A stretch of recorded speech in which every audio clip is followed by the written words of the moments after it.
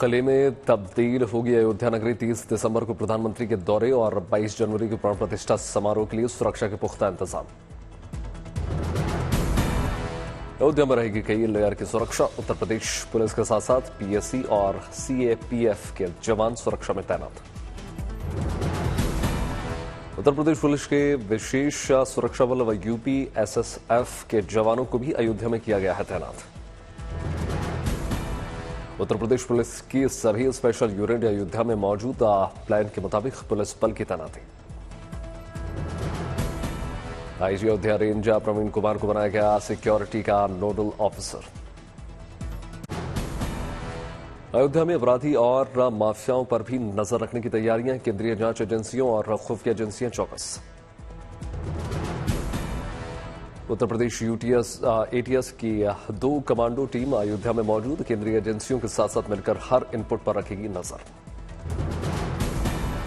अयोध्या के हर चौक चौराहे पर गली पर सीसीटीवी की होगी निगरानी। जिला प्रशासन, नगर निगम और अयोध्या विकास प्राधिकरण की मदद से लगाए जा रहे हैं सीसीटीवी कैमरे। श्रद्धालुओं की भीड़ को देखते हुए ड्रोन कैमरे की भी मदद ली जाएगी। सीसीटीवी और ड्रोन कैमरे के लिए अलग से बनाए गए हैं कंट्रोल रूम। सरयू नदी और आसपास के इलाकों में भी पुलिस बल तैनात पेट्रोलिंग करेगी। पीएससी की फ्लड कंपनी सरयू में लगाएगी गश्त। 22 जनवरी को अयोध्या में रामलला की प्राण प्रतिष्ठा के लिए निकाला गया 84 सेकंड का अति सूक्ष्म मुहूर्त। इसी में की जाएगी रामलला की प्राण प्रतिष्ठा।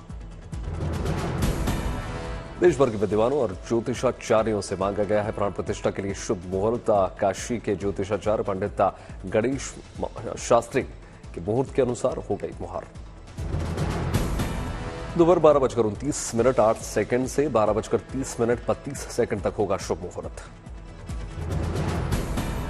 रामलला की स्थापना के लिए दिए गए थे 17 से 25 जनवरी तक की तारीखों के विकल्प। पंडित गणेश्वर शास्त्री द्रविड़ ने 22 जनवरी को माना सबसे शुभ। प्राण प्रतिष्ठा के बाद आरएसएस चलाएगा दर्शन अभियान। 26 जनवरी से 21 फरवरी तक चलेगा दर्शन अभियान। 20 जनवरी से आम लोगों के लिए दर्शन बंद। प्राण प्रतिष्ठा के बाद 23 जनवरी से दोबारा शुरू होंगे आम लोगों के लिए दर्शन। दिल्ली में बीजेपी की बैठक में प्राण प्रतिष्ठा को लेकर कार्यकर्ताओं को दिए गए दिशा निर्देश। अयोध्या में 22 जनवरी को सभी बीजेपी कार्यकर्ता अपने अपने इलाके के मंदिर में पूजन अर्चन की लाइव प्रसारण करेंगे।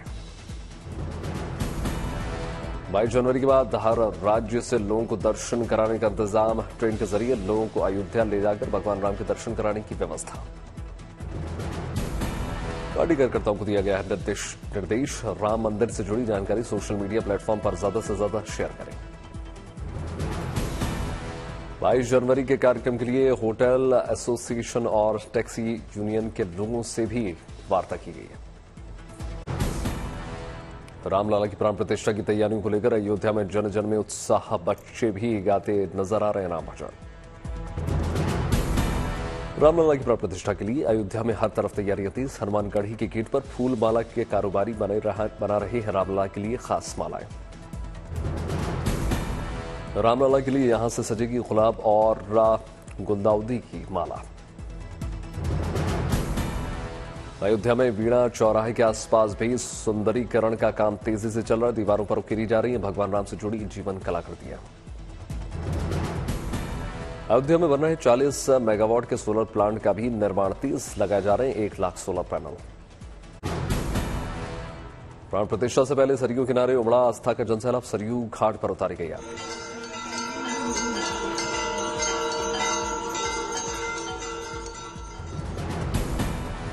प्राण प्रतिष्ठा से पहले रेलवे चलाएगी स्पेशल अमृत भारत ट्रेन। अयोध्या, सीतामढ़ी और दरभंगा के बीच चलेगी ट्रेन। अयोध्या, नई दिल्ली के बीच स्पेशल वंदे भारत की भी व्यवस्था। अयोध्या में रामलला की अर्पित की जाएगी 108 फीट लंबी अगरबत्ती। वडोदरा के राम भक्त तैयार की गई है अगरबत्ती। 45 दिनों में अयोध्या बिखरेगी खुशबू। अगरबत्ती को तैयार करने में 1400 किलो गोबर, 191 किलो घी, 424 किलो हवन सामग्री का इस्तेमाल किया गया।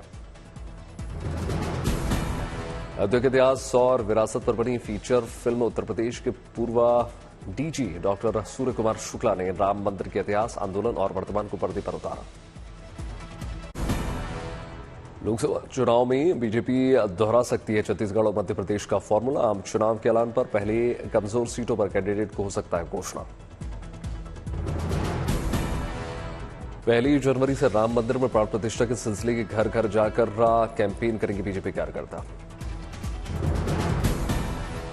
बीजेपी ने लोकसभा चुनाव में 35 करोड़ वोट पाने का लक्ष्य रखा है। विभिन्न योजनाओं के 7 करोड़ लाभार्थियों तक पहुंचने की रणनीति। अमित शाह ने बड़े अंतर से विपक्ष को हराने का दिया है फॉर्मूला। कार्यकर्ताओं से हर एक मतदाता के संपर्क में रहने को कहा गया है। 24 के चक्रव्यूह की तैयारी में जुटी बीजेपी। राम को बनाएगी मुद्दा। अयोध्या मंदिर पर विपक्ष के विरोध को जनता तक ले जाने की तैयारी। इंडिया गठबंधन की बैठक के बाद दिल्ली में कांग्रेस नेशनल अलायंस की मीटिंग। सीटों को लेकर माथापच्ची। मोदी के खिलाफ लड़ाई में उतरने के लिए कांग्रेस ने भी कस ली कमर। प्रियंका गांधी वाड्रा की जगह उत्तर प्रदेश में अविनाश पांडे बने प्रभारी। अलायंस की बैठक में हार जीत पर मंथन। सचिन पायलट को बनाया गया छत्तीसगढ़ राज्य का प्रभारी महासचिव। जगदीप धनखड़ ने मल्लिकार्जुन खड़गे को लिखा खत। सांसदों के निलंबन पर चर्चा के लिए क्रिसमस के दिन बैठक का दिया न्योता। राज्यसभा की सभापति ने निलंबित सांसदों पर लगाया सदन में जानबूझकर अराजकता फैलाने का आरोप। दिल्ली में केजरीवाल एलजी में फिर तकरार। दवाओं की खरीद को लेकर सीबीआई जांच की सिफारिश।